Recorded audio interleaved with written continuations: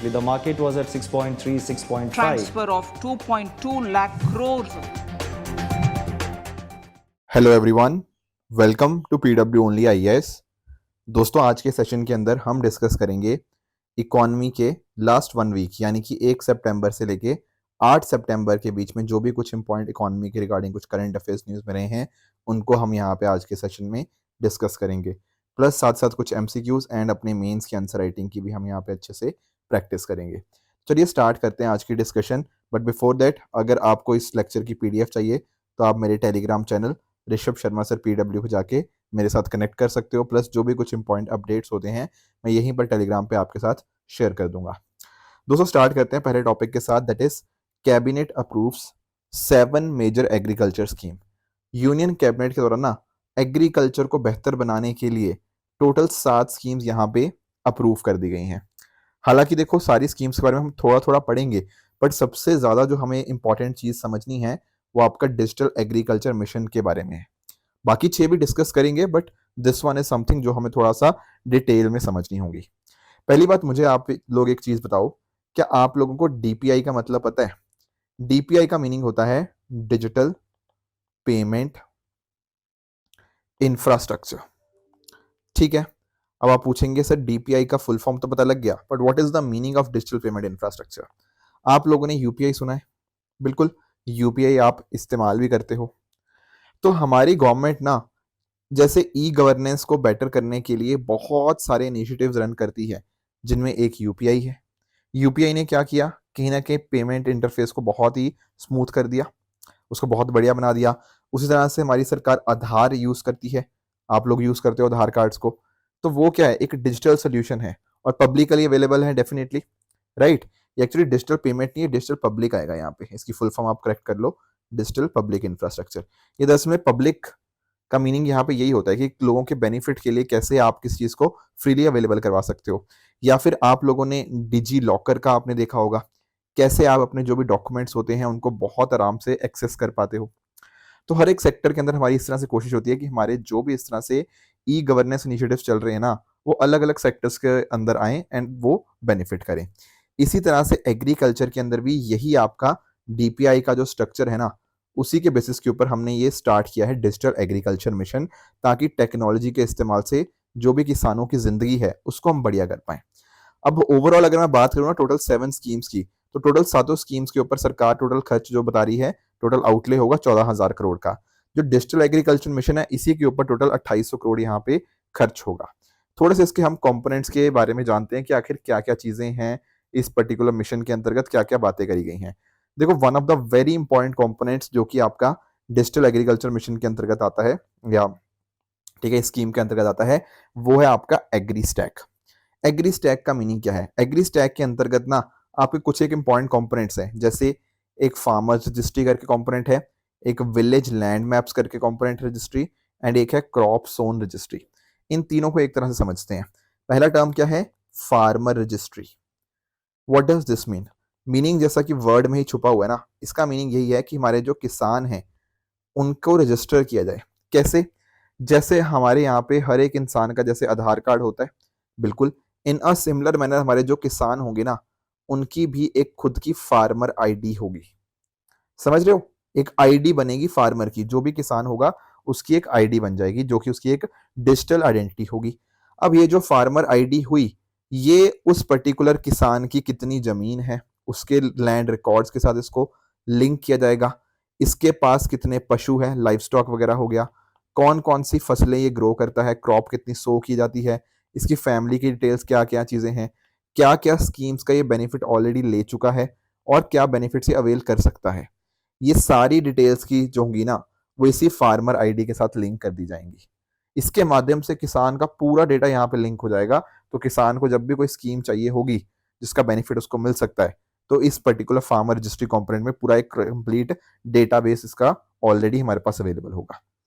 ठीक है, इसके साथ ही हम एक और कंपोनेंट जहां पे बात कर रहे थे, that was with regards to village land maps. यहां पर क्या होगा, जो भी आपकी इंफॉर्मेशन ना, ज्योग्राफिक इंफॉर्मेशन, जैसे आपका लैंड है, राइट, लैंड रिकॉर्ड्स होते हैं, उनको यहां पे लिंक किया जाएगा उनकी फिजिकल लोकेशंस के अंदर। ठीक है, कि आपके पास पूरे डॉक्यूमेंट्स हैं, पर डॉक्यूमेंट्स की जोग्राफिक लोकेशन क्या है उसके साथ आप लिंक कर दोगे इससे। उसके अलावा एक जो कंपोनेंट आपको यहाँ पे देखने को मिल रहा है, क्रॉप सोन रजिस्ट्री। यहाँ पर क्या होगा, एक किसान ने कौन कौन सी क्रॉप्स को ग्रो किया हुआ है, कौन कौन सी क्रॉप्स को सो किया हुआ है, हर क्रॉप सीजन के अंदर वो कौन सी क्रॉप सो करता है, ये सारा डेटाबेस हमें यहाँ पे देखने को मिल जाएगा। तो एग्री स्टैक के अंतर्गत ये तीनों कंपोनेंट्स के माध्यम से ना हमें बहुत ज़्यादा बेनिफिट हो रहा है। इसके माध्यम से एक किसान को क्रेडिट मिलना आसान हो जाएगा, इनपुट्स अच्छे से मतलब क्वालिटी इनपुट्स हो गया, पर्सनलाइज्ड एडवाइस हो गया, मार्केट अपॉर्चुनिटी जो किसानों के लिए बहुत ज़्यादा बढ़ जाएंगी। इसके अलावा डिजिटल एग्रीकल्चर मिशन के अंदर ही आपका एक और चीज़ है, दैट इज कृषि डीएसएस, या जिसको आप कृषि डिसीजन सपोर्ट सिस्टम यहाँ पे कह सकते हो।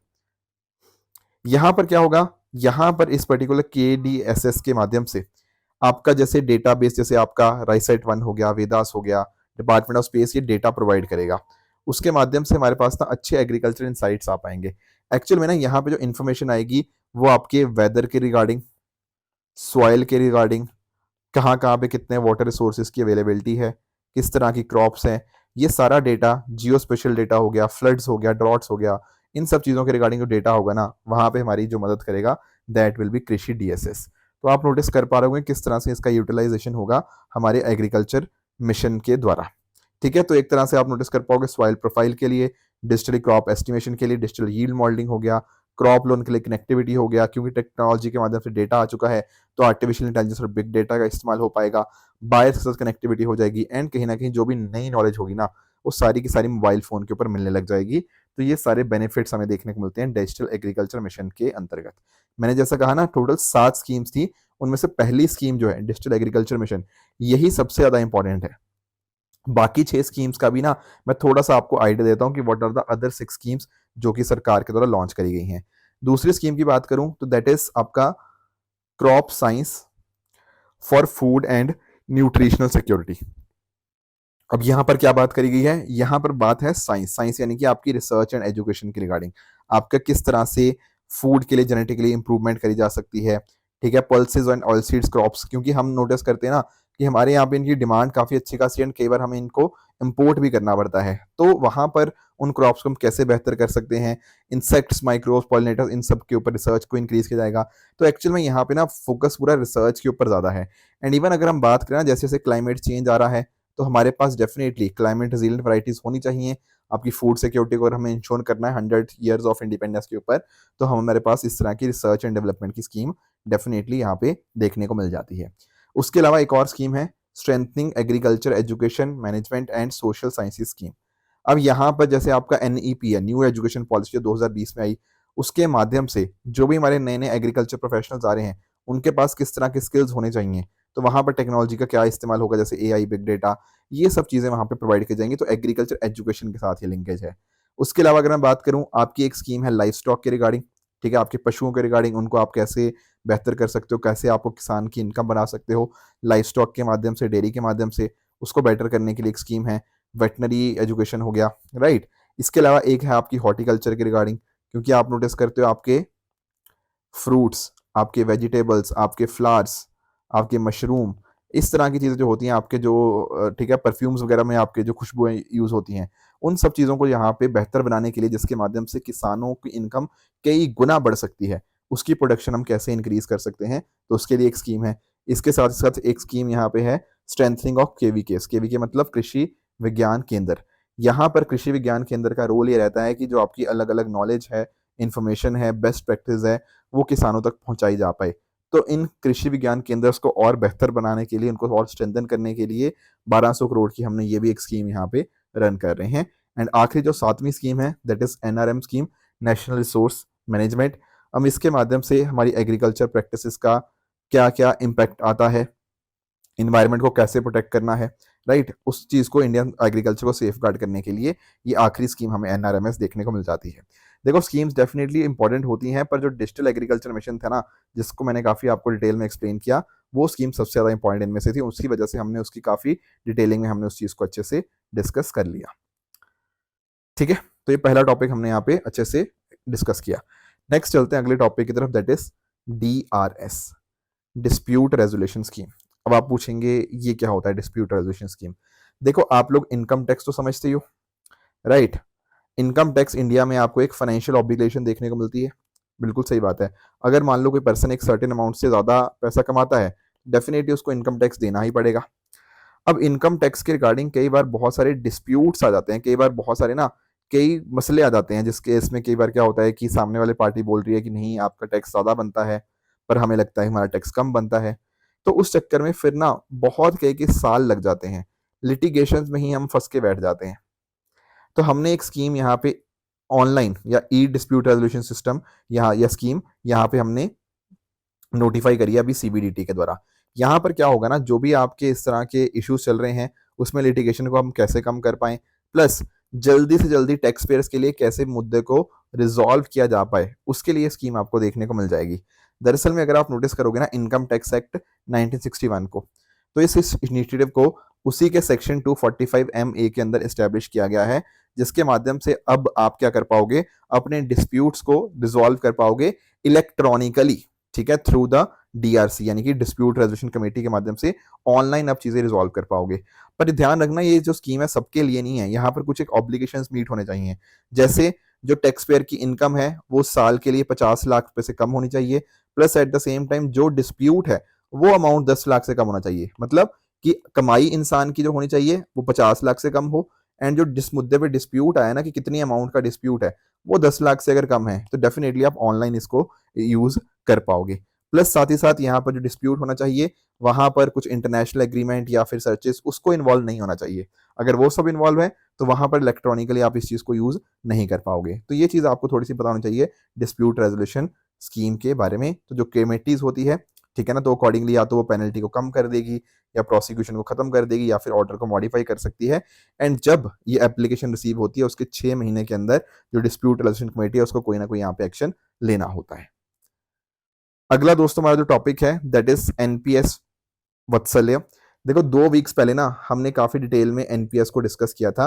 अगर किसी बच्चे ने वो वीडियो नहीं देखा तो पिछले 2 हफ्ते का जाके वो देख सकता है, जहां पर हमने एनपीएस, ओपीएस और साथ ही साथ आपका जो यूपीएस था, यूनिफाइड पेमेंट स्कीम, उनके बारे में हमने चर्चा करी थी।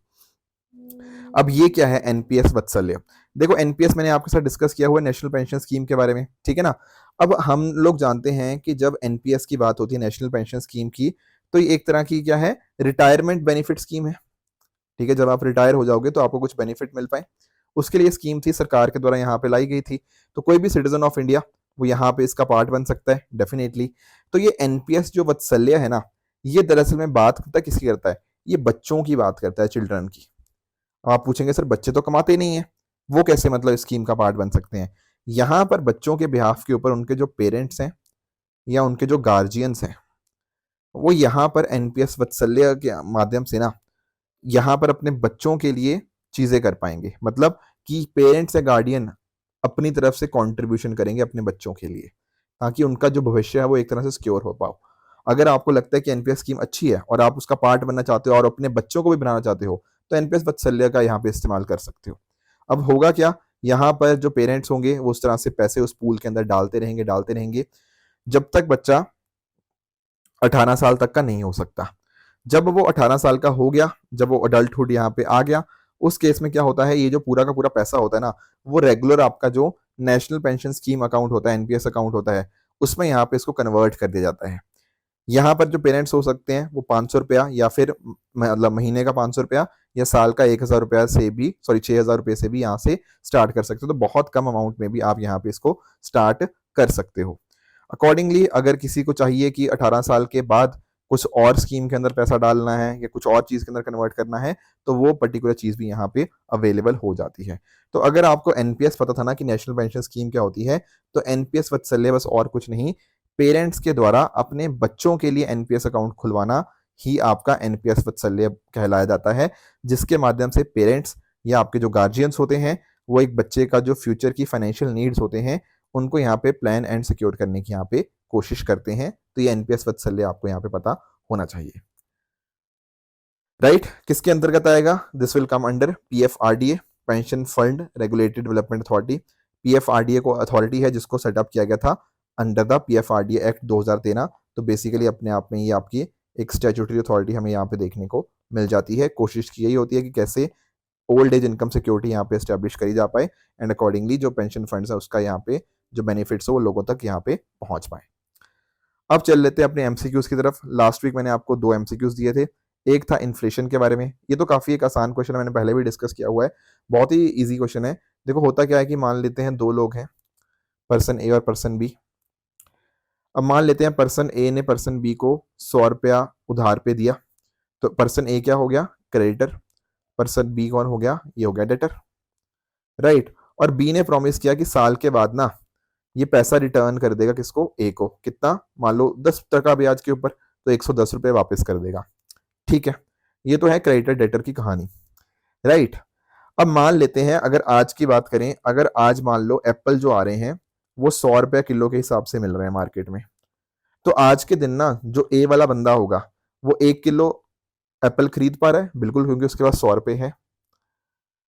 अगर 1 साल बाद की बात करें, आफ्टर 1 ईयर, मान लेते हैं कि एप्पल महंगे हो गए, इन्फ्लेशन आ गया और एप्पल हो गए 200 रुपये किलो, तो मुझे एक चीज बताओ, अगर 1 साल बाद एप्पल में इतनी महंगाई आ गई कि एप्पल 200 रुपये किलो हो गए, तो क्या 1 किलो एप्पल खरीद पाएगा? आप बोलोगे सर नहीं, पॉसिबल ही नहीं है, क्योंकि उसके पास कितने हैं 1 साल के बाद, 1 साल के बाद 20 को 110 रुपये देगा, ठीक है।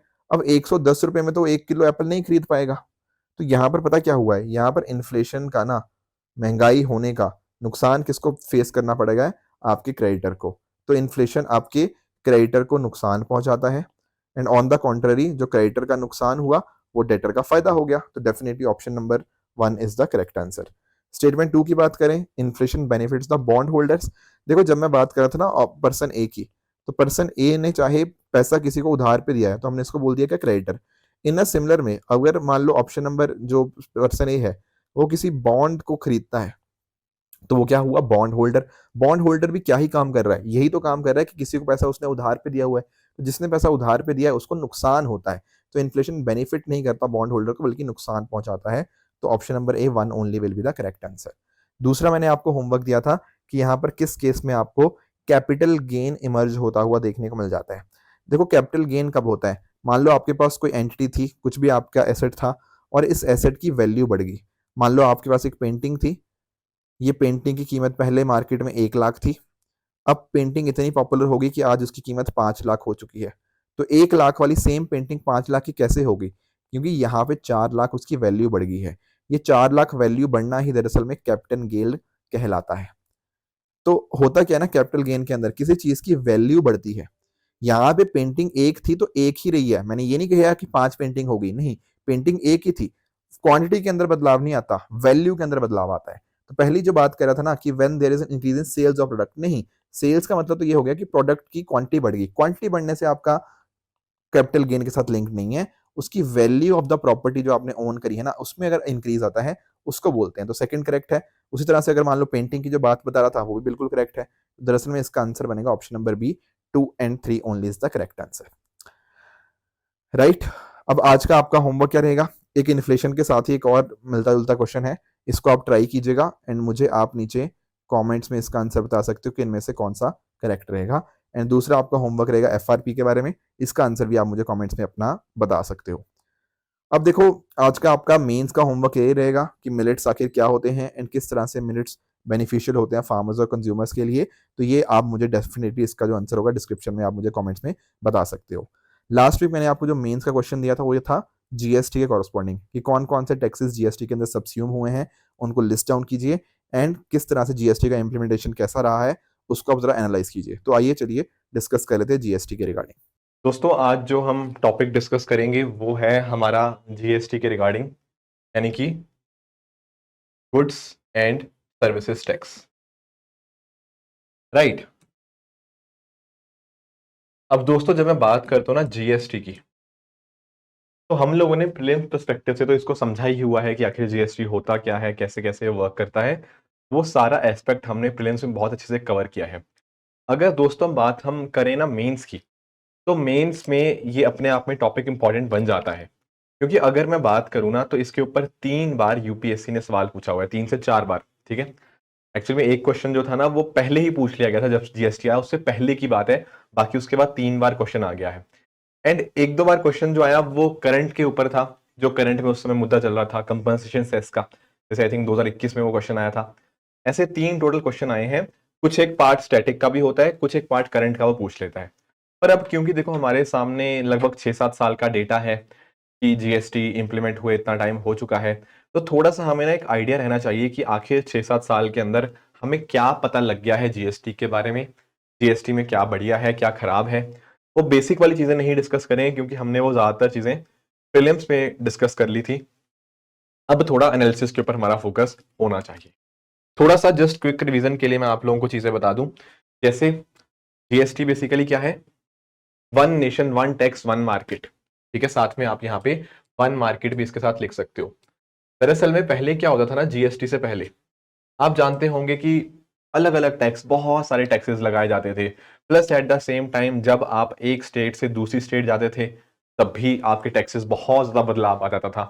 तो पता ही नहीं लगता था यार एक ही देश है या अलग अलग देश है, क्योंकि इतने सारे टैक्सेस की मल्टीप्लिसिटी हो रखी है। और जब मैं बात करता हूँ यहाँ आपको समझना है, हम सारे टैक्सेस की बात नहीं कर रहे, हम यहाँ बात कर रहे हैं किसकी, आपके इनडायरेक्ट टैक्स की। इनडायरेक्ट टैक्स बेसिकली वही होता है जहां पर हम नोटिस करते हैं कि हमारा जो टैक्स इंसिडेंस होता है और टैक्स का जो बर्डन होता है वो अलग अलग पर्सन पे होता है। जैसे अगर मैं बात करूं डायरेक्ट टैक्स, तो आप जानते ही होंगे कि जैसे मेरा इनकम टैक्स है या फिर एक कंपनी का कॉर्पोरेशन टैक्स है, तो पैसा कटेगा भी मेरी जेब से ही, plus at the same time उस टैक्स को भरने की जिम्मेदारी भी मेरी ही है। ऐसी चीज को हम बोलते थे direct tax. On the contrary, अगर मान लीजिए मैं किसी रेस्टोरेंट में खाना खाने जाता हूं, तो आप जानते होंगे कि जो रेस्टोरेंट में मैंने खाना खाने गया तो वहां पर भी टैक्स लगा। वो टैक्स कट तो मेरी जेब से रहा है, पैसा तो मैं पे कर रहा हूं उस चीज के लिए, पर इन दी एंड वो जिम्मेदारी किसकी है सरकार को सबमिट करने की, वो आपके दुकानदार की है। तो जिम्मेदारी किसी और की, कट पैसा किसी और की जेब से रहा है। और एग्जांपल मैं आपको देता हूं, जैसे आप लोगों ने कई बार किसी आप एजुकेशनल इंस्टीट्यूट का मान लो कोर्स खरीदते हो, जैसे आपने मान लो पीडब्ल्यू का ही कोई कोर्स खरीदा, तो देखो आपके ऊपर भी जीएसटी लगा, बिल्कुल जीएसटी किसने पे किया, आपने पे किया, पर वो सरकार को जिम्मेदारी जमा कराने की किसकी है, वो हमारी है। अलग अलग हो गए ना हम लोग, ठीक है। तो इस तरह से इनडायरेक्ट टैक्स में क्या होता है, बर्डन और जो इंसिडेंस होता है, बेसिकली कहने का अर्थ यह है कि पैसा कटना किसी और की जेब से और पैसे को जमा करने की जिम्मेदारी किसी और की, ऐसी चीज को बोलते हैं इनडायरेक्ट टैक्स। तो दरअसल में इनडायरेक्ट टैक्स भारत में अलग अलग तरह के थे, उसी चीज को यहां पर क्लब करके one nation one tax one market लाने की कोशिश करी गई यूजिंग जीएसटी, राइट। अब एक कॉमन मार्केट बनाने की कोशिश करेगी, जैसा मैंने आपको बताया कि यहां पर ये एक मल्टी स्टेज आपका डेस्टिनेशन बेस्ड टैक्स आपको देखने को मिल जाता है। मल्टी स्टेज का अर्थ क्या होता है कि जैसे अलग अलग स्टेजेस होती हैं, चाहे आपका मैन्युफैक्चरर हो गया, आपका होलसेलर हो गया, आपका रिटेलर हो गया, आपका कंज्यूमर लेवल, तो जो अलग अलग लेवल्स है ना, यहाँ पे अलग अलग स्टेजेस के ऑफ प्रोडक्शन के ऊपर यहाँ पे टैक्स लगाया जाता है, एंड ये लगता है डेस्टिनेशन बेस्ड टैक्स है। ध्यान रखना, this is not a source based tax but a destination based tax. Plus जो जो वैल्यू एडिशन होता है उसके ऊपर यहाँ पे टैक्स लगता है, प्लस यहाँ पर कैस्केडिंग इफेक्ट को हटा दिया जाता है। कैसे, देखो कई बार पता क्या होता है, मान लो आपने, मैं आपको एग्जांपल समझाता हूं, मान लो आपने ये घड़ी किसी से खरीदी या घड़ी किसी ने मैन्युफैक्चर करी, तो उसने कुछ टैक्स दिया, फिर आप इसको आगे किसी को और बेचोगे, लेट्स से आप एक होलसेलर हो तो आप भी टैक्स दोगे। तो अगर तो जो ऑलरेडी टैक्स पे किया जा चुका है उसके ऊपर भी आपके ऊपर टैक्स लग रहा है, इस चीज को बोलते हैं कास्केडिंग इफेक्ट। सिंपल सा अगर मैं बताऊं, जो आपका टैक्स ऑन टैक्स वगैरह होता है ना, आप टैक्स के ऊपर टैक्स दे रहे हो, उसको बोलते हैं कास्केडिंग इफेक्ट। पर यहां पर अगर मैं बात करूं जीएसटी के अंदर, यहां पर बिल्कुल भी ऐसा नहीं होता है। कास्केडिंग इफेक्ट को यहां पे हटाया जाता है, यानी कि जिस चीज के ऊपर आप ऑलरेडी टैक्स पे कर चुके हो उसके ऊपर आपको टैक्स पे करने की जरूरत नहीं है। और डिटेल में नहीं जाएंगे क्योंकि वो प्रीलिम्स के अंदर हम पढ़ के आ चुके हैं। मेंस के रिगार्डिंग जो पॉइंट्स एक्सपेक्टेड हमारे से पूछे जा सकते हैं, हम उनको ही डिस्कस कर रहे हैं। तो ये कुछ एक बेसिक आइडिया हो गया जीएसटी का, राइट। डायरेक्ट और इनडायरेक्ट भी थोड़ा हमने याद कर लिया। अब एक्चुअल में ना, अगर एक मुद्दा आपका जीएस पेपर 2 जो आपका पॉलिटी वाला सेक्शन होता है, वहां से भी यूपीएससी क्वेश्चन पूछ सकता है, क्योंकि आप अपने जीएस पेपर 2 मेंस का सिलेबस देखेंगे ना, वहां पर भी कोऑपरेटिव फेडरलिज्म की बात करी गई है। तो दरअसल में ये सब जो चीजें होती हैं, जो आपकी जीएसटी काउंसिल में अभी आपसे डिस्कस करूंगा, वो भी आपका एक कोऑपरेटिव फेडरलिज्म का ही एग्जाम्पल है। दरअसल में अगर मैं आपसे डिस्कस करूं ना, तो आप जानते होंगे पॉलिटी के अंदर आपने पढ़ा होगा कि आर्टिकल 368 के अंदर आपने अगर अमेंडमेंट करना होता है, तो देखो अमेंडमेंट आप कर सकते हो, बिल्कुल ठीक बात है। पर जब मैं बात करता हूं, जैसे अब हम जीएसटी की बात कर रहे हैं, तो जीएसटी में क्या हुआ कहीं ना कहीं जो आपके राज्य सरकारें थी या आपके राज्यों की पावर थी आपके किसी चीज को टैक्स करने की, वो टैक्स की पावर छीन ली गई एक तरह से, उनसे ले ली गई रादर इशूड से, है ना। तो ऐसे केस में अंदर आप जानते हो कि इसमें संविधान को फिर अमेंड करना पड़ा, बिल्कुल ठीक बात है। तो आर्टिकल 368 के अंदर एक तो आपका जो अमेंडमेंट आपका पार्लियामेंट के माध्यम से किया गया, 2/3 member present at voting and अपने आप पे एब्सोल्यूट मेजोरिटी हो, एक तो वो वाली कंडीशन हो गया जो आप पॉलिटी में पढ़ते ही हो। Plus at the same time यहां पर क्योंकि आपके फेडरलिज्म के ऊपर एक चेंज लाया गया है, तो यहां पर हाफ ऑफ द स्टेट्स ने रेटिफाई भी किया, कम से कम आधी स्टेट्स को रेटिफाई करना पड़ता है। तब जब ये आपका फेडरल प्रोविजन होता है तब आर्टिकल 368 के अंदर आप ऐसे अमेंड कर सकते हो। तो दरअसल में जब मैं बात करता हूँ ना जीएसटी काउंसिल बनाने की या जीएसटी लाने की, दरअसल में वो अमेंडमेंट आपका आर्टिकल 368 के इसी तरह से हुआ था। एक्चुअल में ना यूपीएससी ने एक बार सवाल भी पूछ लिया था इकोनॉमी के अंदर ही, वहां पर उन्होंने पूछा था 101st कॉन्स्टिट्यूशनल अमेंडमेंट से क्या क्या पॉइंटर्स निकल के आए। अब देखो यार, जो आपके लेटेस्ट अमेंडमेंट्स हुए होते हैं ना, थोड़ा सा आपको आइडिया होना पड़ेगा। वहां पे मेंशन नहीं था कि जीएसटी आया तो उससे क्या क्या फायदा हुआ, उन्होंने डायरेक्टली मेंशन किया था कि 101वां जो 101st आपका अमेंडमेंट था उसके माध्यम से क्या क्या चीजें आई। तो आपको आइडिया होना चाहिए कि यार 101st कॉन्स्टिट्यूशनल अमेंडमेंट एक्ट दरअसल में आपकी जीएसटी की ही बात करता है। तो ये तो एक बेसिक आइडिया हो गया। अब आपके दिमाग में एक सवाल और आएगा कि सर अच्छा कैसे, जैसे मैंने आपको बता दिया 101st अमेंडमेंट हो गया, बाकी इसमें आपका अलग अलग स्लैब्स होते हैं, 5%, 12%, 18%, 28%, ये स्लैब्स होती हैं, ठीक है। उसी तरह से आपका जीएसटी होता है, आपका सेंट्रल जीएसटी होता है, आपका एसजीएसटी होता है, स्टेट जीएसटी, और आपका इंटीग्रेटेड जीएसटी होता है। ये सब चीजें हमने पढ़ी हुई हैं प्रीलिम्स के अंदर, जस्ट मैं आपको क्विकली रिवाइज करवा रहा हूं। अब एक जो सवाल बन सकता है या ऑलरेडी बना भी है वो ये है कि कौन कौन से टैक्सेस थे जो यहां पर सबस्यूम किए गए हैं अंडर जीएसटी। मैंने बोला ना कि जीएसटी ने कोशिश क्या थी, one nation one tax one market. तो कौन कौन से टैक्स इसके अंदर सबस्यूम कर लिए गए, ये हमें जानना अपने आप में काफी ज्यादा इंपॉर्टेंट हो जाता है। देखो एक्चुअल में ना जीएसटी के अंदर कुछ सेंट्रल टैक्सेस भी एंड आपके स्टेट लेवल वाले भी, दोनों को ही सबस्यूम किया गया। आप यहाँ पे इसकी एक कंप्लीट लिस्ट देख पा रहे हो। जैसे अगर मैं बात करूं सेंट्रल लेवल की, तो आप नोटिस कर पाओगे जैसे आपका central excise duty, additional excise duty, service tax, additional custom duty, आपका special additional duty of customs. ये कुछ एग्जांपल्स हैं, आपको लिस्ट तो बहुत लंबी है, आप सब कुछ तो याद नहीं रख पाओगे। आप 4-5 एग्जांपल सेंट्रल लेवल के याद रखो और इसी तरह से आप 4-5 एग्जांपल यहाँ पे स्टेट लेवल आप टैक्सेस को याद रख सकते हो, ताकि आपके पास आंसर्स में कोट करने के लिए कुछ एग्जांपल्स हो। जैसे यहाँ पर स्टेट लेवल वैल्यू एडेड आपका टैक्स या सेल्स टैक्स आ गया, एंटरटेनमेंट टैक्स आ गया, आपका ऑक्ट्राइड हो गया, एंट्री टैक्स हो गया, परचेज टैक्स, लग्जरी टैक्स हो गया, लॉटरी, गैम्बलिंग और बेटिंग के ऊपर टैक्सेस हो गया। अब देखो यार, इन चीजों के बारे में पढ़ने की बहुत ज्यादा जरूरत नहीं है क्योंकि अब रिडंडेंट हो गए, अब ये खत्म हो चुके हैं टैक्सेस। पहले होते थे, उसकी जगह जीएसटी आ गया, तो हमें इनके बारे में बहुत ज्यादा जानकारी लाने की जरूरत नहीं है कि इसका अर्थ क्या होता है। हालांकि मीनिंग से क्लियर हो रहा होगा आपको काफी हद तक, बस उतना जान लेना काफी है, क्योंकि आपसे नहीं पूछेगा वो कि इस टैक्स का मतलब बताओ, उस टैक्स का मतलब बताओ, क्योंकि अब तो जीएसटी है, इतने सालों से 6-7 साल से जीएसटी चल रहा है, तो हमें जीएसटी ही पूछेगा वो। पर एक बेसिक आइडिया मिल गया कि हाँ, किन टैक्सेस को हटाकर हमारे सामने जीएसटी आता है। अब एक बात आपको छोटी सी और ध्यान में रखनी है कि देखो यार, हमने बोल तो दिया, क्या बोल दिया हमने बोल तो दिया वन नेशन वन टैक्स, है ना, जीएसटी को यही बोला। पर वो आपसे सवाल ये भी कर सकता है, क्या वाकई में ये वन नेशन वन टैक्स है? उस केस में ना थोड़ा सा क्रिटिकली आपको सोचना पड़ेगा। जैसे अगर मैं बोलता हूं एक देश एक टैक्स, क्या ऐसा है? पहली बात तो आप ना ऊपर से सोचो, आप बोलोगे सर डायरेक्ट टैक्स अलग होता है, इनडायरेक्ट टैक्स अलग होता है। तो पहली बात तो वन नेशन वन टैक्स तो नहीं है, चलो ठीक है, क्योंकि डायरेक्ट टैक्स भी है, इनडायरेक्ट टैक्स भी है। चलो ठीक है, इनडायरेक्ट टैक्स के अंदर आ जाते हैं। अब इनडायरेक्ट टैक्स के अंदर भी ना बहुत सारी एक्सेप्शंस आपको देखने को मिल जाती हैं। ऐसा नहीं है कि सब कुछ आ चुका है जीएसटी के अंदर। अरे आपका पेट्रोल वगैरह आप लोग देख लो, नहीं है। अल्कोहल को देख लो, नहीं है जीएसटी के अंदर। तभी तो आप नोटिस करते हो ना यार कि यहाँ पे कोई सामान अलग रेट में बिक रहा है, गोवा में अलग चीज चल रही है, आपके कर्नाटका में अलग है सिस्टम, दिल्ली में सिस्टम अलग है। तेल की बात कर लो, तेल का भी सेम सिस्टम है, अलग अलग स्टेट्स में अलग अलग टैक्सेस वहां पे चल रहे हैं, क्योंकि वो जीएसटी के अंतर्गत है ही नहीं। Are you getting my point? तो दरअसल में क्या होता है ना, यहाँ पर ना जो स्टेट्स हैं यार, स्टेट्स को ना बहुत अच्छा खासा रेवेन्यू मिलता है। चाहे मैं बात करूं अल्कोहल से, चाहे मैं बात करूं आपके फ्यूल से, वहां पर स्टेट्स आपके अच्छा खासा टैक्स लगाते हैं, जिसके माध्यम से उनकी अच्छी खासी कमाई होती है। तो दरअसल में ये सब चीजें, कुछ और एग्जांपल्स भी आपके सामने हैं। आपका जैसे एविएशन टर्बाइन फ्यूल हो गया, एटीएफ जिसको हम बोलते हैं, वो भी जीएसटी के अंदर नहीं आता। तो इस तरह से कुछ एक एक्सेप्शंस भी हैं जहां पर जीएसटी कुछ चीजों को अप्लीकेबल नहीं होता। ये बात भी आपको ध्यान रखनी चाहिए। फिर देखो बात करें अगर फेडरलिज्म के साथ वो जीएस2 के साथ लिंक करके आपका सवाल पूछना चाह रहा है तो वो ये पूछ सकता है कि जीएसटी काउंसिल के फैसले कैसे लिए जाते हैं।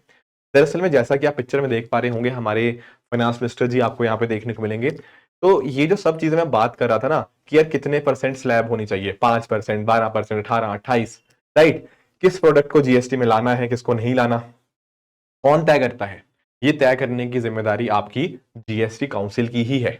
अब जीएसटी काउंसिल में एक तो आपके जो यूनियन फाइनेंस मिनिस्टर होंगे वो इसके चेयरपर्सन होते हैं, उनके साथ ही साथ जो union minister of state finance होते हैं वो भी यहाँ पर हमें यूनियन की साइड से देखने को मिल जाएंगे। एंड क्योंकि मैंने आपको बताया कि ये कोऑपरेटिव फेडरलिज्म की तरह की बॉडी है तो यहाँ पर आपके सेंट्रल गवर्नमेंट से तो रोल आएगा ही आएगा, plus at the same time आपके जो स्टेट्स हैं आपके यूनियन टेरिटरीज हैं उनका भी रोल आपको देखने को मिल जाएगा। वो कैसे कि जो यहाँ पर मेंबर्स होते हैं ना तो हर स्टेट अपने यहाँ पे जो भी उनका minister in charge of finance या टैक्सेशन का है वो इसका मेंबर बन सकता है। तो स्टेट्स का भी कंट्रीब्यूशन है, स्टेट्स का भी रोल है जीएसटी काउंसिल के अंदर, सेंटर का भी रोल है। ये डिसाइड करना कि जीएसटी कितना होगा कितना नहीं होगा, कौन सा प्रोडक्ट आएगा उसके अंदर कौन सा नहीं आएगा, ये सब मिलकर तय करते हैं। ऐसा नहीं है कि सेंट्रल गवर्नमेंट खुद अपनी मर्जी से करे जा रही है, नहीं, इसीलिए इसको कोऑपरेटिव फेडरलिज्म के लिए बहुत अच्छा एग्जाम्पल माना गया है। अब एक्चुअल में और इंटरेस्टिंग बात इसकी ना वोटिंग पावर से बड़ी इंटरेस्टिंग चीज आती है। एक्चुअल में मान लो कोई फैसला लेना है कि कितना होना चाहिए, वहां पर ऐसा नहीं है कि सब लोगों को सहमति आनी चाहिए, पर इतना जरूर है कि 75% जो होना चाहिए ना, ठीक है, 75% हमारे पास होना ही चाहिए डिसीजन लेने के लिए मेजोरिटी, 3/4 मेजोरिटी चाहिए। पर ये 3/4 मेजोरिटी ऐसा नहीं है कि अकेला सेंटर ले लेगा या अकेला स्टेट्स के माध्यम से आ जाएगी। पता है क्यों? क्योंकि यहां पर जो वोटिंग पावर है ना उसमें आप नोटिस करोगे सेंटर के पास वोटिंग पावर है 1/3 यानी कि 33%। उसी तरह से अगर मैं बात करूं स्टेट्स की वोटिंग पावर है आपकी 2/3 यानी कि 66%। सही है कितना? 75%। तो यानी कि ना सेंटर को स्टेट्स के साथ मिलजुल कर ही काम करना पड़ेगा, तभी जाकर हम ये जो बात कर रहे थे 75% मेजोरिटी की वो तभी आ पाएगी। प्लस 50% कोरम भी चाहिए होता है टोटल मेंबरशिप का। तो एक तरह से बहुत अच्छी एक फेडरल बॉडी हमारे सामने देखने को मिल जाती है जो कि क्या करती है, जो कि ये कुछ फैसले लेती है कि रिकमेंडेशन देना यूनियन को, स्टेट को कि क्या होना चाहिए जीएसटी किसी चीज के ऊपर, अलग अलग स्लैब्स को यहाँ पे डिसाइड करना, ये इसी का काम बन जाता है। तो देखो यार कई बार ना क्या होता है कुछ क्वेश्चन तो डायरेक्टली आ जाते हैं, अच्छी बात है, अगर डायरेक्टली आ गया तो बहुत अच्छी बात है। पर कई बार जीएस2 के अंदर या जीएस3 के अंदर कुछ क्वेश्चन इनडायरेक्ट आते हैं। जैसे यूपीएससी ने मल्टीपल टाइम फेडरलिज्म के ऊपर तो क्वेश्चन पूछता ही है जीएस2 के अंदर, इसमें कोई डाउट की बात है ही नहीं। वहां पर आपके पास अपॉर्चुनिटी आती है कि आप उस आंसर को अपना एक अच्छे एग्जाम्पल के साथ या वैल्यूडेशन कर पाओ, तो वहां पर आप बहुत आराम से जीएसटी काउंसिल को यूज कर सकते हो। Are you getting my point? कई बार ना ये मत सोचा करो कि यार मैं ये पढ़ के गया था, ये डायरेक्ट क्वेश्चन तो पूछा नहीं गया।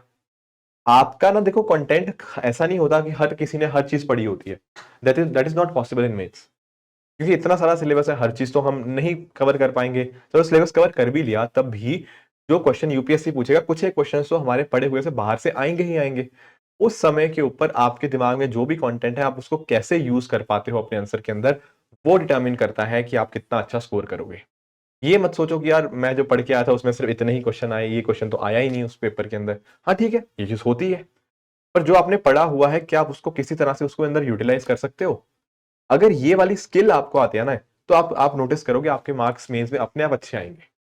ठीक है ना, कंटेंट सबके पास लिमिटेड ही होता है, उस कंटेंट को आप किस तरह से यूटिलाइज करते हो अपने आंसर के अंदर वो डिटरमिन करता है कि आप बाकियों से बढ़िया कर पाओगे या नहीं कर पाओगे। तो ये बात बिल्कुल ध्यान में रखना। ठीक है, ये बात का आइडिया लग गया। अब आगे और क्या चीजें हमें यहाँ पे डिस्कस करनी है? आगे हमें इसके अलावा डिस्कस करनी है कुछ एक इश्यूज के बारे में, एंड इसके अलावा हमें ये भी डिस्कस करना है कि जो 6-7 साल हुए हैं ना जीएसटी को चलते हुए, उससे क्या फायदे और क्या नुकसान हमें देखने को। देखो अगर मैं बात करूं ना, एक मुद्दा आया था 2021-22 के अंदर खासकर, हालांकि अब वो मुद्दा नहीं रहा तो अब पूछे जाने की प्रोबेबिलिटी उसकी काफी कम है, पर एक्चुअल में आप नोटिस करो स्टेट गवर्नमेंट्स ने अपनी पावर साइड करी है ना, टैक्स लगाने की सरकार की जो स्टेट गवर्नमेंट की पावर थी उसको साइड किया। तो यार स्टेट्स ने जब अपनी पावर को छोड़ा तो सेंट्रल ने उसको कंपनसेट करने के लिए उनको बोला कि हम आपको कंपनसेशन प्रोवाइड करेंगे। पर कुछ एक टाइम था 21-22 के अंदर जब ये ना कॉम्पोजिशन उनको प्रोवाइड ही नहीं किया जा पाया, बहुत दिक्कतें आई इस चीज के अंदर। ऐसा क्यों आया? ऐसा इसलिए, आप समझो, आप नोटिस करोगे कि जीएसटी कहां से सरकार कमा रही है, कहां से पैसा आ रहा है। जैसे अभी आजकल बात होती है ना कि सरकार ने इस महीने 1.7 लाख करोड़ पैसा कमाया, इस महीने 1.8 लाख कराया, इस महीने 1.6 लाख करोड़ सरकार ने कमाया। कैसे पहुंचता है वो? कैसे, क्या चीज होती है? बहुत आसान चीज है। आप बोलोगे सर आप रेस्टोरेंट में खाना खाने गए तो मैंने जीएसटी पे कर दिया, आपने कोई कोर्स खरीदा आपने जीएसटी पे कर दिया, आप कुछ ना कुछ और खरीदारी करोगे उसके ऊपर जीएसटी आएगा। तो होता पता क्या है, जब कहीं ना कहीं लोग बहुत ज्यादा चीजें खरीदते हैं, गुड्स एंड सर्विसेज खरीदते हैं, उसी के ऊपर तो गुड्स एंड सर्विस टैक्स लगेगा। पर जब आया कोविड-19 पेंडेमिक, कोरोना का टाइम आया, सब अपने घरों में, सब अपने घर पे कुछ काम कर नहीं रहे, है ना, बैठे हुए हैं, कुछ नया नहीं खरीद रहे। तो हुआ क्या? सरकार की कमाई नीचे आएगी या नहीं आएगी? बिल्कुल आएगी। तो एक्चुअल में क्या हुआ ना, उस समय 2020 और 2021 के समय के ऊपर सरकार की कमाई होगी कम, क्योंकि आ ही नहीं रहा पैसा जीएसटी से, बहुत कम पैसा आ रहा है। ठीक है, पर सेंट्रल गवर्नमेंट ने स्टेट गवर्नमेंट को वादा कर रखा है। क्या वादा कर रखा है? उन्होंने वादा किया हुआ है कि हाँ ठीक है यार, आप लोगों से हम लोग पावर ले रहे हैं टैक्स लगाने की, पर हम आपको कंपनसेट करेंगे उसके लिए।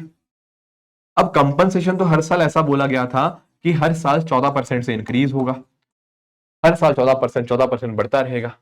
तो यानी कि सेंट्रल गवर्नमेंट को स्टेट गवर्नमेंट को पैसा देना था, पर सेंट्रल गवर्नमेंट दे कहां से? क्योंकि पैसा तो आ नहीं रहा, जीएसटी तो आ नहीं रहा।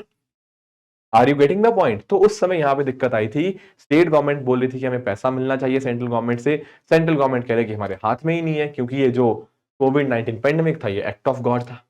तो उस समय ये बहुत बड़ा मुद्दा था, तो इसलिए यूपीएससी ने उस समय इसके ऊपर सवाल भी पूछा था। एंड यही एक कारण रहा, इकोनॉमिक कॉन्ट्रैक्शन हुआ, जीएसटी कलेक्शन में कम हुआ, तो पेमेंट में डिले हुआ, जिससे कहीं ना स्टेट और सेंटर के बीच में काफी ज्यादा फ्रिक्शन देखने को मिली। आर यू गेटिंग द कि इसका जिस्ट क्या था इस चीज का? तो ये फ्रिक्शन वाली चीजें भी कई बार हो जाती हैं। अच्छी बात है कि कोऑपरेटिव फेडरलिज्म वाली बॉडी है, अच्छी बात है कि सेंटर और स्टेट्स मिलकर काम कर रहे हैं, पर आप ये भी तो नोटिस करो, जब ये साथ में मिलकर काम कर रहे हैं तब कल को साथ में कुछ दिक्कतें भी आ सकती हैं, जैसा यहाँ पर देखने को मिला भी था, जहां स्टेट और सेंटर में अक्सर आपस में कुछ विवाद वगैरह चलता रहता था। ठीक है, ये बात आइडिया लगी। और क्या चीजें, अब थोड़ा सा समझ लेते हैं कि पिछले कई सालों के अंदर हमें क्या क्या पॉजिटिव्स देखने को मिले हैं with regards to this GST. देखो, आप एक चीज नोटिस करो, जीएसटी से पहले ना बड़ी दिक्कतें आती थी। मैं आपको समझाता हूं। आप लोग भी ना कई बार किसी के पास गए होंगे, आज तो चलो फिर भी थोड़ा कम हो गया है, पहले पता क्या होता था, आप मान लो कोई चीज खरीदने गए, आप लोगों ने नोटिस किया होगा, जैसे मान लो कुछ भी आप खरीदने गए, पहले ना आपको दुकानदार बोलता था यार अगर आपको बिल चाहिए तो फिर पड़ेगा 100 रुपए की, पर अगर आप बिना बिल के इसको खरीदना चाहते हो तब 90 रुपए का खरीद लो। नोटिस किया होगा आप लोगों ने, वो सस्ते में आपको देता था। उसका कारण यही था कि ना पहले जो भी आपके टैक्सेस लगते थे एज कंपेयर टू जीएसटी उसके पहले से, तो बहुत कम कंप्लायंस होता था उस चीज का, तो टैक्स की चोरी होती थी, बिल्कुल। पर अब हमने जीएसटी को इस तरह से बनाने की कोशिश करी है कि जीएसटी की जो आपकी जो टैक्स की चोरी है उसको हम कम कर पाए, तो टैक्स कंप्लायंस बढ़ाने की कोशिश करी गई है। एक्चुअल में ना हमने मैकेनिज्म ही इस तरह से बना दिया, मल्टी स्टेज के ऊपर हमने यहाँ पे कर दिया, एंड इनपुट टैक्स क्रेडिट की व्यवस्था भी कर दी है, जिसके माध्यम से कंप्लायंस बढ़ चुका है। मैं ये नहीं कह रहा कि अब टैक्स की चोरी नहीं होती, पर पहले के कंपैरिजन में काफी हद तक कम हो चुका है, तो टैक्स कंप्लायंस बढ़ गया है, राइट। इसके साथ ही अगर हम बात करें तो टैक्स इवेजन को चेक करने में काफी मदद करी है, इनपुट टैक्स क्रेडिट का मैकेनिज्म को काफी हद तक हम बेहतर कर पाए हैं। प्लस मैंने आपको जो बताया था कि पहले एक समस्या थी कि टैक्स के ऊपर भी टैक्स देना पड़ रहा था, अब इस समस्या को खत्म कर दिया गया है, क्योंकि कैस्केडिंग ऑफ टैक्सेस अब खत्म हो चुकी है।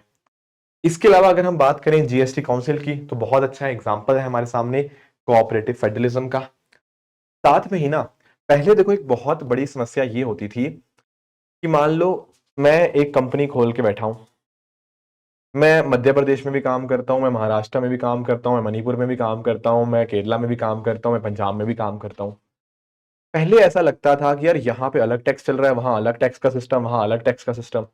As an investor, as a company manager, as a जो भी आप कहना चाहो बिजनेस ओनर, मुझे समझ ही नहीं आता था क्या चल क्या रहा है। यहां से यहां मध्य प्रदेश से महाराष्ट्र गया टैक्सेस का एक नया जंजाल आ जाता था मेरे सामने। मुझे ऐसा लगता था किसी और ही देश में आ गया हूं, इतने सारे अलग अलग टैक्सेस आ गए हैं। तो जब इतना सारा सिस्टम कॉम्प्लेक्स होता है ना, तो कभी भी इन्वेस्टर को खुशी नहीं होती, वो इसी सब में फंसा रहता है, इसी सब चीजों के अंदर। पर क्योंकि अब हमने वन नेशन वन टैक्स की तरफ मूव किए हैं, उससे as an investor, as a business owner, मेरे पास क्या आया है, ईज ऑफ डूइंग बिजनेस। अब मैं काम अपना ज्यादा से ज्यादा खोलने की कोशिश करूंगा, क्योंकि अब मुझे पता है क्या करना है, कैसे काम करते हैं। ऐसा नहीं था कि एक बहुत बड़ा ही कॉम्प्लेक्स सिस्टम बन रखा है, नहीं। तो वो एक बेनिफिट हुआ है। इसके साथ ही अगर मैं बात करूं, देखो यार, होता पता क्या है, जब ना मैं आपसे बात कर रहा हूं तो एक पॉसिबिलिटी रहती है चोरी की। मैं आपको समझाता हूं। जैसे मान लो मैं इधर बैठा हूं, मैं एक ऐसा बंदा हूं जिसको टैक्स पे करना है, और आप सामने हो जिसको टैक्स कलेक्ट करना है। अगर हम लोग ना आपस में बात करेंगे, तो आप मेरे से पक्का ही पक्का पैसे हथियाने की कोशिश करोगे। आप मुझे बोलोगे यार आपका टैक्स ज्यादा बनता है, आपने इतना टैक्स दिया है, आपको और टैक्स पे करना है ना। और मैं भी यार कंफ्यूज हो जाऊंगा, कैसे करूंगा। फिर मुझे आपको थोड़े से पैसे देने पड़ेंगे, है ना, साइड से मैं थोड़े पैसे दूंगा। फिर आप कहोगे हाँ आपका टैक्स हो गया पूरा। एक्चुअल में क्या होता है ना, जब ऐसे फेस टू फेस कोई चीज होती है ना, तो देयर इज अ पॉसिबिलिटी कि हम दोनों आपस में मिलकर कुछ ना कुछ करप्शन कर लें। और नुकसान किसको हो रहा है? नुकसान हो रहा है सरकार को। सरकार को मतलब हमारी आम जनता को नुकसान हो रहा है। पर अब हम ले आए इस चीज के अंदर टेक्नोलॉजी। टेक्नोलॉजी के माध्यम से ना अब बीच में लोगों के साथ इंटरफेस खत्म ही हो गया है। अब बात कर रहा हूं, मैं बात कर रहा हूं अब टेक्नोलॉजी के साथ, सामने एक यहाँ पे सिस्टम के साथ बात कर रहा हूं। वहीं पर सारा डेटा एंटर करूंगा, वहीं पर सारे इनपुट्स एंटर होंगे। तो एक्चुअल में ना ना आपको पता है कि मैं कौन हूं, ना मुझे पता है कि आप कौन हो। तो भाई मैं पैसे दूंगा किसको? करप्शन किसके साथ करूंगा? Are you getting the point? जब आप डिजिटलाइजेशन के माध्यम से, आप टेक्नोलॉजी के माध्यम से हर एक चीज आप ट्रैक करने लग जाते हो ना, तो जो आपस में इस तरह की रिश्वत देने की प्रथा है या करप्शन वाली चीजें हैं, वो काफी हद तक कम हो जाती है, जिस वजह से टैक्स कंप्लायंस बढ़ जाता है।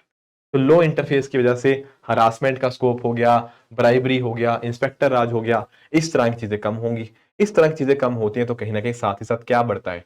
ईज ऑफ डूइंग बिजनेस भी इंप्रूव होता है।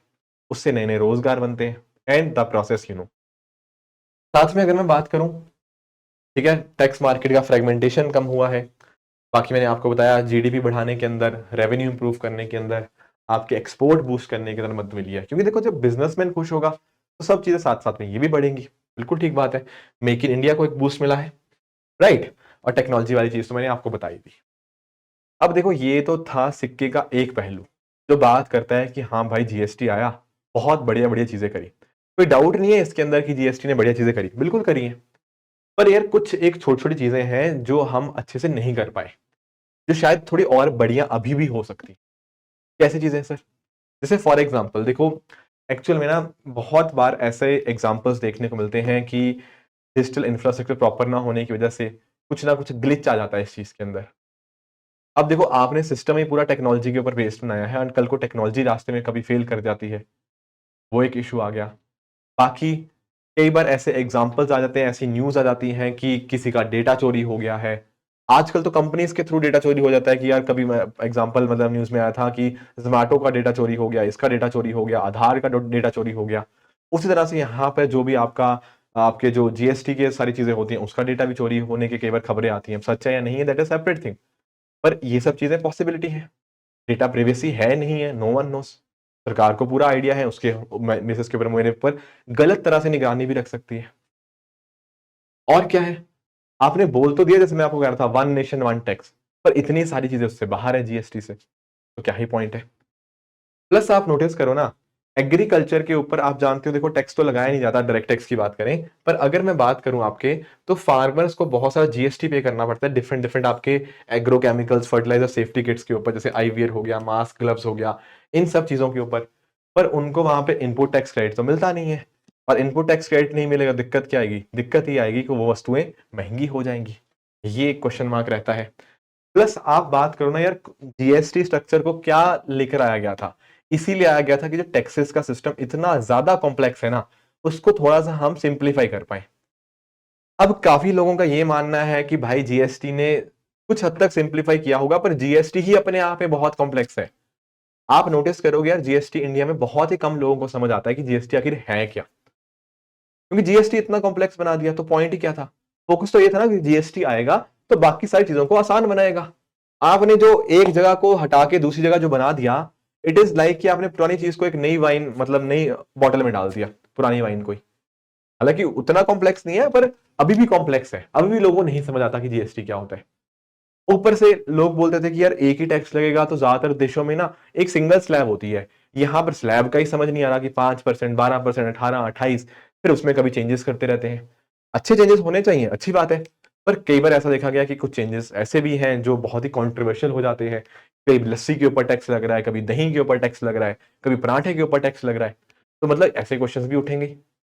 Are you getting the point कि इतना ज्यादा कॉम्प्लेक्स सिस्टम बन चुका है ना जीएसटी का भी, कि जो उसका रियल पर्पस था टैक्सेस को सिंप्लीफाई करना, कहीं ना कहीं वो उस उद्देश्य से दूर तो नहीं चला गया। और क्या है, और एग्जांपल देखो देखो होता क्या है ना, कई बार जीएसटी जो ड्यूज होते हैं उसको मिलने के अंदर कई बार दिक्कत आ जाती है। टैक्स के फ्रॉड्स अभी भी चल रहे हैं, जिसमें आपको कह रहा था। एक जो मुद्दा आता है ना वो आपका इनफॉर्मल सेक्टर का आता है। देखो ये सब चीजें जब 2016-17 की बात अगर मैं बात करूं, तो आप जानते हो उस समय एक तो डीमोनेटाइजेशन हुआ है ना, नोटबंदी हुई, उसी समय के ऊपर आपका जीएसटी भी लाया गया।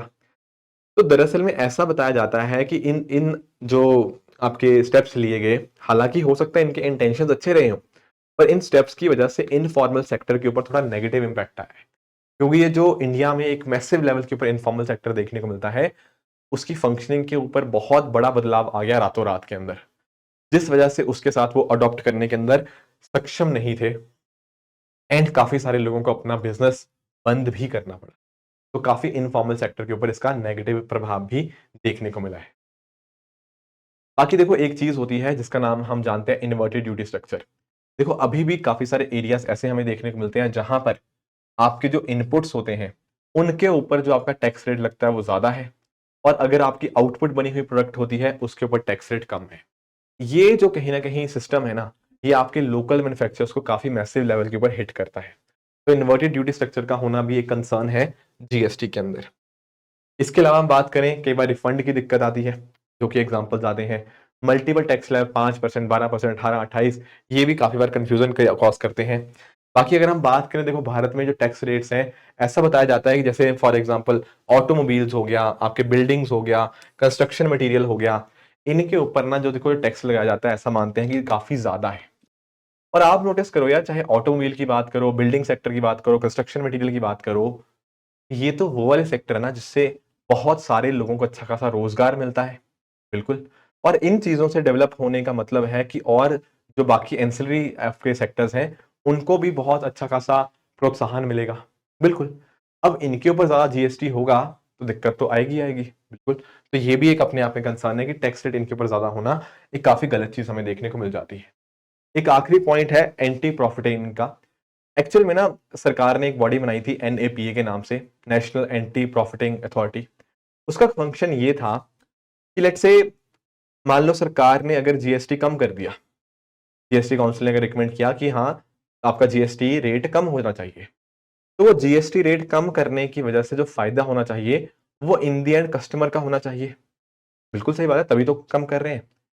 पर कई बार ऐसा देखने को मिलता है कि यार जो फायदा मिलना चाहिए था वो एंड कस्टमर को नहीं मिलता, और वो फायदा मैन्युफैक्चरर उठा लेता है या बीच वाले जो लोग होते हैं वो उठा लेते हैं। इसी चीज को रोकने के लिए यहां पे बनाई थी NAPA, national anti profiting authority. ठीक है।